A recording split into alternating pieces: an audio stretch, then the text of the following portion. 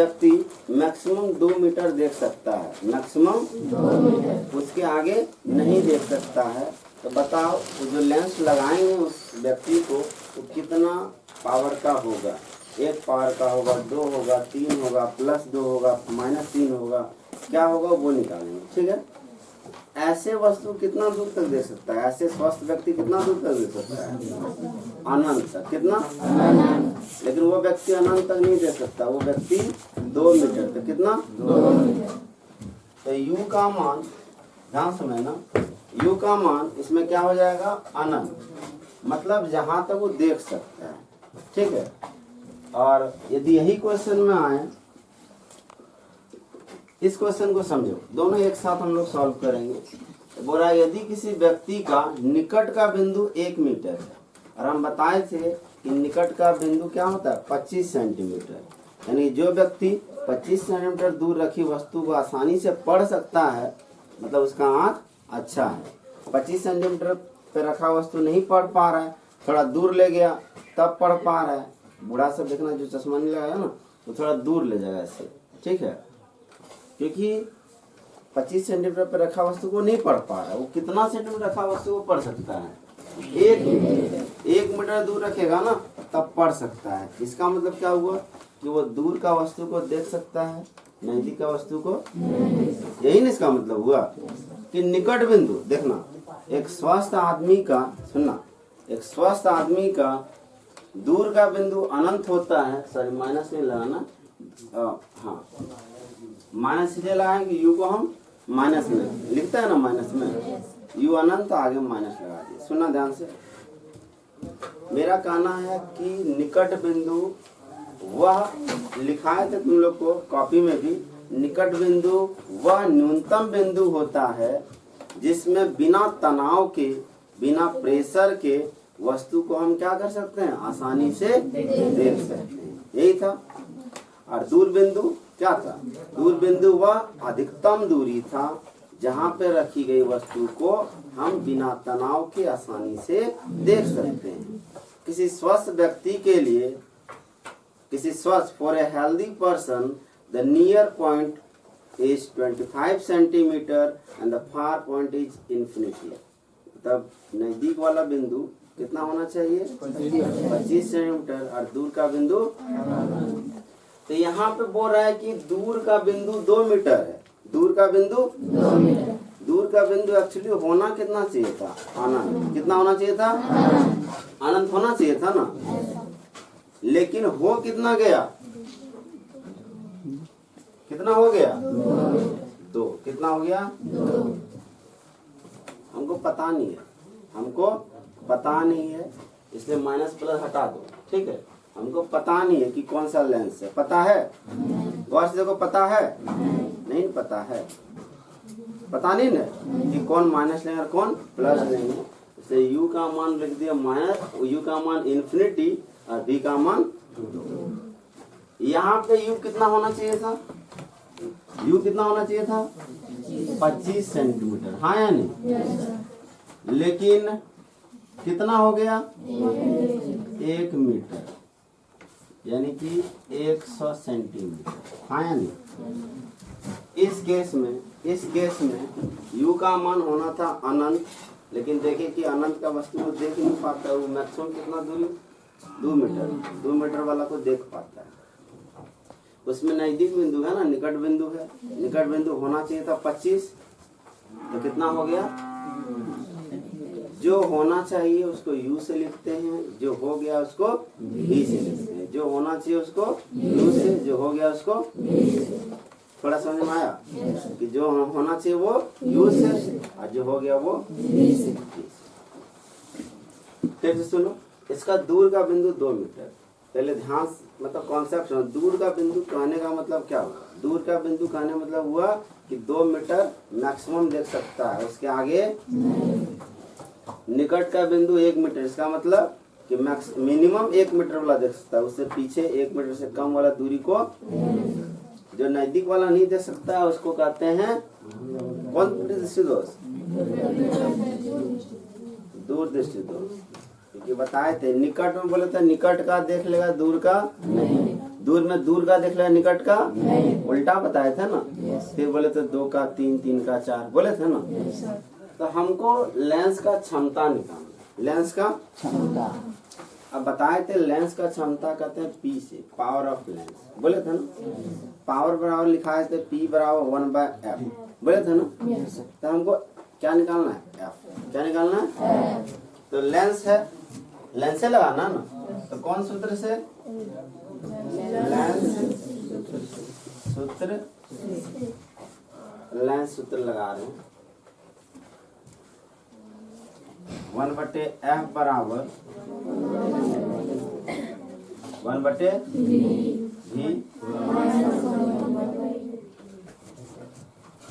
कोई दिक्कत? 1/f बराबर 1/v माइनस 1।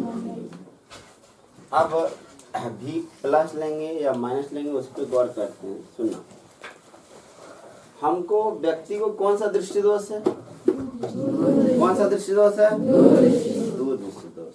दूर दृष्टि दोष में कौन सा लेंस लगता है? दूर दृष्टि दोष है ये दूर दृष्टि दोष है। कैसे बोला तुम लोग? दूर अंदाजे दूर का बिंदु दिया, दूर दृष्टि दोष। दूर दृष्टि दोष पहले समझा, बार बार कंफ्यूजन कर रहा है। इतना आसान है।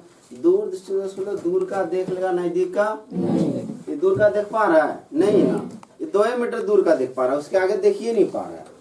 दूर बिंदु 2 मीटर, इसका मतलब क्या हुआ कि 2 मीटर देख पा रहा है, उससे आगे 5 मीटर में वस्तु कोई रखा है उसको देख, अनंत पे रखा है उसको देख। तो कौन सा लेंस लेगा? ये कौन सा दृष्टि दोष सब हो गया? निकट। कौन सा दृष्टि दोष? हमको समझ में आए निकट दृष्टि दोष होगा, ये समझे? कोई दिक्कत? निकट दृष्टि दोष होगा। अब क्वेश्चन है कि निकट दृष्टि दोष होगा तो ठीक है, तो बताओ इसका लेंस कौन सा लेगा? हाँ या नहीं? कोई दिक्कत नहीं ना। 3 वर्ड है देखो निकट में, 1 2 3, अवतल में 1 2 3 4। यदि दूर रहता तो क्या लगता? 1 2 1 2 3, ठीक है। 2 का 3, 3 का 4। The easiest way to remember. आगे देखो, यदि हमको पता चल गया कि अवतल लेंस होगा तो बताए से अवतल लेंस में सब क्या होता है? होता है कि नहीं होता? माइनस। ए भी माइनस, ए भी बैठाओ यहाँ पे। बी का मान बोलो माइनस, यू का मान माइनस इंफिनिटी, -1/2, माइनस माइनस, ठीक है। 1/इन्फिनिटी क्या होता है? सुना ध्यान से। यदि मान लो कोई संख्या 4 है, इसके नीचे कभी 0 आ गया, कोई भी संख्या हो, 4 5 10 1 20 सी डी कुछ भी हो, और इसके यदि नीचे 0 आ गया तो उसका मान हो जाता है अनंत। क्या हो जाता है? क्या हो जाता है? अनंत को नीचे ले आओ, कोना के इसको वहां ले गए। तो इससे क्या समझे कि कभी भी नीचे अनंत तो उसका मान क्या हो जाएगा? इसका मान क्या हो जाएगा? तो f बराबर क्या? सॉरी 1/f बराबर ना 1/f आ गया। लेकिन क्या हमको f निकालना है? नहीं ना। क्या निकालना है? पावर। पावर क्या होता है? लिखा है ना, लेंस का क्षमता बोला है पावर। तो 1/f का मान देखो निकाले हैं, -1/2।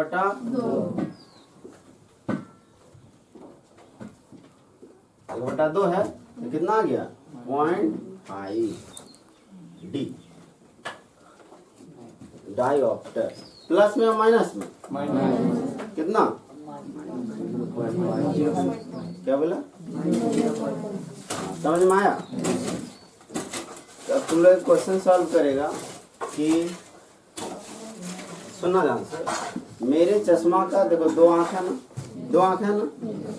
एक आंख का पावर -0.5 है और एक आंख का पावर -0.75 है, ठीक है। तो इस पता चल गया कि -0.5 वाला जो आंख है उसको एक आंख को बंद कर देंगे तो ये आंख से हम मैक्सिमम कितना देख सकते हैं, 2 मीटर। ठीक है, हमको खुद पता चलेगा कि हम मैक्सिमम कितना देख सकते हैं। 2 मीटर आसानी से देख सकते हैं, 2 से बाद हम आसानी से देख, कोई दिक्कत, इसलिए ज्यादा दूर रखा छोटा लिखा रहता है वो हम देख, बड़ा चीज रहेगा तो तुम देख लेगा, लेकिन छोटा छोटा वर्ड में लिखा रहेगा। ठीक है, उसको देख, जैसे वहाँ लिखा है ना अधिकतर घरों में दूध के ग्लास पर, वो देख लेंगे। नीचे जो लिखा हुआ है रेड वाला पूरा एकदम नीचे वो नहीं दिखेगा स्पष्ट रूप से, मतलब क्या हुआ, जो नहीं दिखेगा उसको दिख जाएगा। चश्मा है दिख रहा है, चश्मा खोल दें तो नहीं दिखेगा। तो तुम ये भी निकाल सकता है कि कोई व्यक्ति, सुनना, कोई व्यक्ति का चश्मा -0.75 है, तो बताओ वो कितना दूर के वस्तु को साफ साफ देख सकता है। जस्ट उल्टा कर देना पूरा इसको। ठीक है, एक क्वेश्चन बताएंगे उसमें भी, ताकि इसका कॉन्सेप्ट क्लियर हो जाए। अभी फिर से सुनो क्या है, समझ में आ जाएगा ना, तो रटना नहीं पड़ेगा कभी। बोल रहा है कि यदि किसी व्यक्ति का दूर का बिंदु 2 मीटर है, इसका मतलब दूर का बिंदु जैसे वो आया, हम समझ गए कि मैक्सिमम कितना देख सकता है वो। कि दूर का बिंदु का परिभाषा बताएं तुम लोगों को, कॉपी में लिखा है कि वह अधिकतम बिंदु जहाँ पर कोई व्यक्ति किसी वस्तु को बिना तनाव के साथ देख सकता, लिखा है ना। तो अधिकतम बिंदु कितना है, 2 मीटर। 2 मीटर के आगे देख पाएगा, देख पाएगा नहीं। लेकिन देखना कितना था इसको, यू आना है। देखा कितना कि जब भी प्रकाश की किरण एक माध्यम से दूसरे माध्यम में जाएगी तो अपना दिशा से क्या हो जाएगा, वो मुड़ जाएगा। उससे कहते हैं अपवर्तन, कहते हैं ना। मतलब अपवर्तन होने के लिए 2 माध्यम का होना जरूरी है। कभी हवा हवा में अपवर्तन नहीं होगा, कभी पानी पानी में अपवर्तन नहीं होगा, कोई दिक्कत। कभी कांच कांच में अपवर्तन नहीं होगा। प्रकाश का किरण एक माध्यम से दूसरा माध्यम में जाना जरूरी है। ठीक है, तो ये प्रिज्म है। प्रिज्म मतलब कांच का ग्लास है, सुना ध्यान से। तो हवा बाहर में है, प्रकाश का किरण पड़ेगा इस पे, तो कहाँ पड़ेगा, हवा से आके बाहर का, तो वो अलग माध्यम हो गया और कांच अलग माध्यम हुआ। क्या नहीं, सुनना ध्यान से। अब हम इसके सतह पर एक अभिलंब खींच दिए। इसके सतह पे क्या खींचे, अभिलंब। मान लो मेरा प्रिज्म इस आकार का रहता, प्रिज्म कैसा रहता मेरा, इस आकार का। तो अभिलंब कैसे खींचते बताओ, ये क्षेत्रफल है ना, इस पे अभिलंब, कोई दिक्कत। मतलब अभिलंब हमेशा सतह के लंबवत, सतह से कितना डिग्री कोण बनाएगा, 90 डिग्री। सतह कैसा है मेरा, टेढ़ा है कि नहीं, इस पे 90 डिग्री बना दो। तो 90 डिग्री बनाया था, हमको ऐसा लगा। तो ये जो लाइन है, ये लाइन क्या है, अभिलंब। क्या है ये लाइन, क्या लाइन, अभिलंब। प्रकाश का किरण टेढ़ा पड़ा, टेढ़ा पड़ा ना। यहाँ है हवा, यहाँ है कांच। हवा मतलब हम समझे विरल माध्यम, कांच मतलब, और हम पढ़े हैं कि जब भी विरल से सघन में आता है, प्रकाश की किरण किधर मुड़ती है, अभिलंब की ओर। तो ये अभिलंब की ओर मुड़ गया। ठीक है, इधर मुड़ा। यहाँ याद रखना, यहाँ जो प्रकाश किरण मुड़ता है ना, ये अभिलंब की ओर होता है। कहाँ होता है, अभिलंब की, भूलना नहीं है। फिर सुनो ध्यान से, फिर प्रकाश किरण इससे पास हुआ, कहाँ से जाएगा कि पास हुआ, फिर इस कोना में आया। अब इसको हवा में जाना है, फिर कहाँ जाना है, लेकिन कांच कौन माध्यम था, हवा कौन माध्यम है।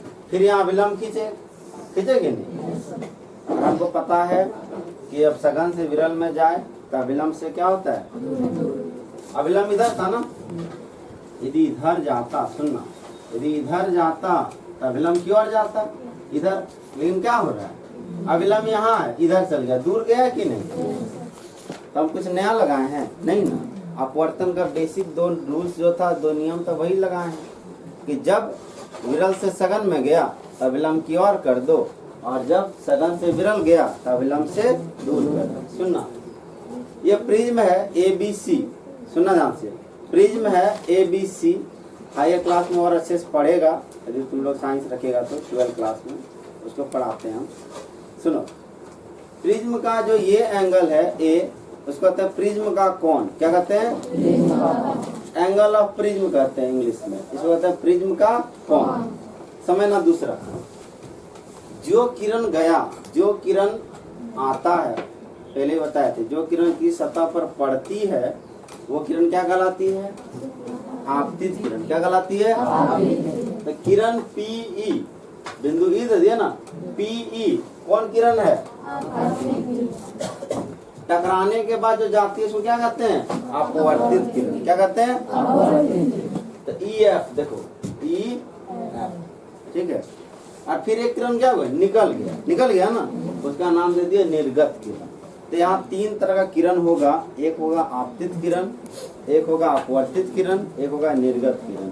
जो किरण प्रिज्म के सतह पर पड़ा, ध्यान से समझना, जो किरण प्रिज्म के सतह पर पड़ा उसको कहते हैं आपतित किरण या इंसिडेंट रे, और जो किरण प्रिज्म से अपवर्तन हुआ उसको कहते हैं अपवर्तित किरण। अपवर्तित क्यों हुआ? क्यों कहें अपवर्तित? क्योंकि अपवर्तन हो रहा है, वहाँ क्या हो रहा है? अपवर्तन मतलब लाइट मुड़ रहा है, अपना दिशा में जाना था इस तरह, लेकिन थोड़ा क्या हो गया? मुड़ गया। देखो, जाना था इस तरह ना, लेकिन क्या हो गया? मुड़ गया। मुड़ा कि नहीं, यानी कि अपवर्तन हुआ। तो ये किरण का नाम हो गया आपतित किरण, जो किरण मुड़ा हुआ अपवर्तित किरण, और जो किरण प्रिज्म से बाहर निकल गया उसका नाम हो गया निर्गत किरण। क्या हो गया? इमर्जेंट रे, बाहर हो गया। कोई दिक्कत? सुना ध्यान से।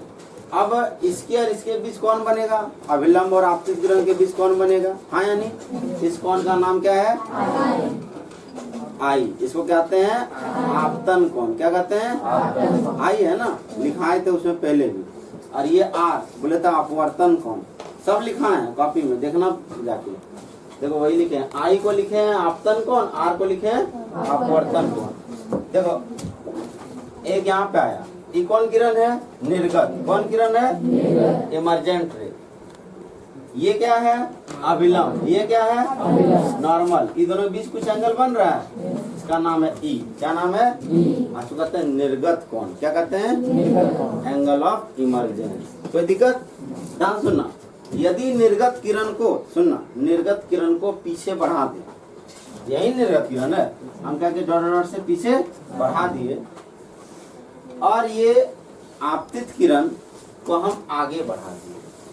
क्या कर रहे हैं? देखो धीरे धीरे धीरे आगे बढ़ा रहे हैं ना, तो दोनों एक बिंदु पर मिलता है। मिलता है कि नहीं? नहीं मिल रहा है? मिल रहा है ना। तो ये दोनों किरण के बीच एक कोण बन रहा है, बन रहा है ना। इस कोण को कहते हैं विचलन कोण। विचलन मतलब कितना विचल गया, कितना बदल गया। जाना था इधर, सुनना, जाना था इधर, लेकिन देखिए लास्ट में चल गया इधर। जाना था इधर, तो इधर जाना था, लेकिन मुड़ गया इधर ना। तो कितना डिग्री कोण मुड़ा, विचलित कितना हुआ? विचलित मतलब अपने मार्ग से हट जाना।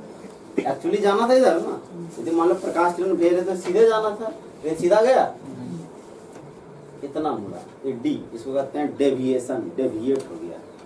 जैसा बच्चा बोले तो 6 घंटा पढ़ने, वो 4 घंटा पढ़ा, कितना घंटा डेविएट हुआ? 2 घंटा।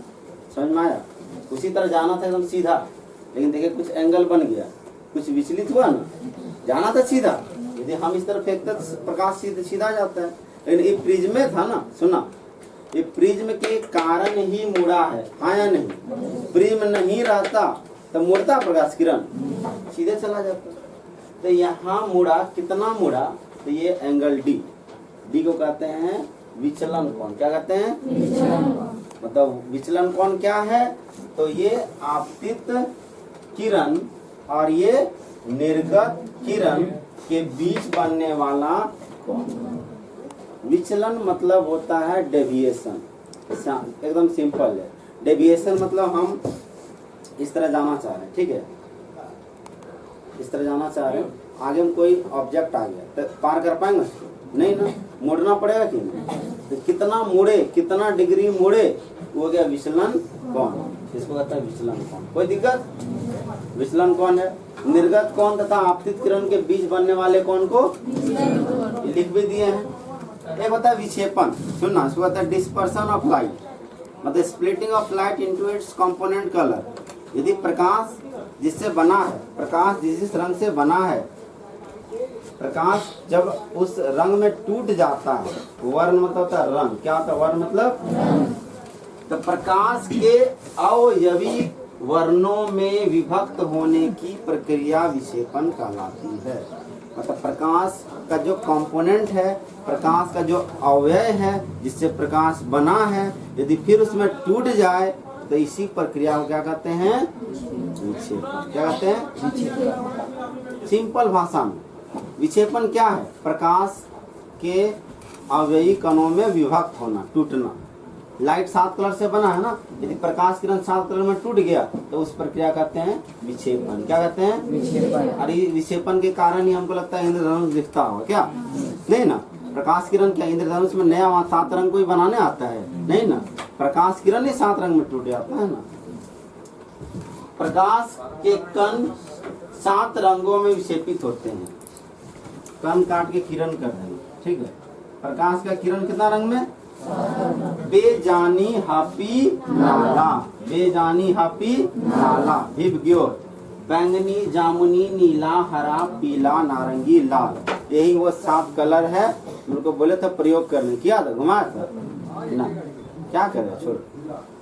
7 कलर है, नाम याद रखना 7 का, बेजानी हापी नाला, विबग्योर, वॉयलेट, बैंगनी को कहते हैं violet, indigo, blue, green, yellow, orange, ठीक है, कोई दिक्कत, और रेड। एक होता है तरंगदैर्घ्य, इसको कहते हैं वेवलेंथ, और एक होता है फ्रीक्वेंसी, इसको कहते हैं आवृत्ति। बहुत इंपॉर्टेंट चीज है ये, 10th क्लास तक ज्यादा नहीं पढ़ना है, लेकिन फिर भी इसके बिना कुछ होता ही नहीं। सब रंग का अपना अपना तरंगदैर्घ्य होता है और अपना अपना आवृत्ति होता है। क्या होता है, क्यों, क्योंकि बेसिक तुमको फर्स्ट दिन याद करो, जब प्रकाश चैप्टर पढ़ा रहे थे उसमें बोले थे प्रकाश कण का बना होता है और प्रकाश तरंग का बना होता है, बोले थे कि नहीं, प्रकाश कण का बना होता है, प्रकाश, और तरंग ऐसे चलता है, तरंग ऐसे चलता था ना, यहाँ से यहाँ, सुना ध्यान से, एक प्लस और एक माइनस के बीच का दूरी को ही कहते हैं तरंगदैर्घ्य। क्या कहते हैं, यहाँ से यहाँ, यहाँ से यहाँ के बीच के दूरी को वेवलेंथ या तरंगदैर्घ्य कहते हैं। तरंगदैर्घ्य इधर से इधर जाएंगे, बैंगनी, जामुनी, नीला, हरा, पीला, लाल जो भी है, काला, पीला जो भी है ना, इधर से इधर जाएंगे तो तरंगदैर्घ्य क्या होगा, बढ़ेगा। इसका मतलब सबसे ज्यादा तरंगदैर्घ्य किसका होगा, लाल का। किसका होगा, लाल का। मतलब इसका जो लंबाई होगा ना, हर कण वेव के फॉर्म में चलेगा, तरंग के रूप में चलेगा। जब इसको इस डायग्राम से दिखाएंगे तो हम देखेंगे कि लाल का सबसे ज्यादा होगा और जो बैंगनी है उसका ऐसे होगा। मतलब ये छोटा है कि नहीं, नहीं छोटा है, सुना ध्यान से। ये हम बनाए लाल का, ये बनाए हम बैंगनी का, ये लाल का बना, ये तरंगदैर्घ्य तो समझ में आ गया क्या होता है। तरंगदैर्घ्य क्या होता है, यहाँ से यहाँ के बीच का दूरी, नरमा क्लास में पढ़ा होगा तो समझा होगा, यहाँ से यहाँ के बीच का दूरी, इसको कहते हैं तरंगदैर्घ्य, ठीक है। तो लाल का क्या देखे, सबसे ज्यादा, और इसका सबसे कम। अब आते हैं आवृत्ति, कल और समझेंगे डिटेल में। आवृत्ति क्या होता है, आवृत्ति होता है 1 सेकंड में, सुनना, 1 सेकंड में कुल तरंग की संख्या, 1 सेकंड में कुल तरंग की संख्या। मान लो 1 सेकंड में यहाँ से यहाँ से यहाँ से यहाँ तक आया, तो 1 सेकंड में क्या वो तरंग हुआ, एगो, यहाँ से यहाँ एगो, यहाँ से यहाँ एगो, और फिर यहाँ से यहाँ एगो, क्या वो तरंग हुआ, तो इसका आवृत्ति कितना हो गया, 1 सेकंड में मान लो यहाँ पहुंच जाएगी, ठीक है, 1 2 3 4, यहाँ से यहाँ 1 2 3 4 5, 5.5, कितना हो गया ये, 5 बार हो गया ना 1 सेकंड में। तो 1 सेकंड में ज्यादा कौन किया, ये। तो आवृत्ति किसका ज्यादा, ऊपर वाला का है नहीं। तो हम क्या देख रहे हैं कि जिसका तरंगदैर्घ्य ज्यादा हो रहा है उसका आवृत्ति क्या हो रहा है, कम हो रहा है। एगो यदि याद रखेगा, तरंगदैर्घ्य इधर से बढ़ेगा तो आवृत्ति घटेगा, एगो बढ़ेगा दूसरा, इसको और अच्छे डायग्राम से समझेंगे, लेकिन याद रखना इतना कि लाल रंग का तरंगदैर्घ्य सबसे,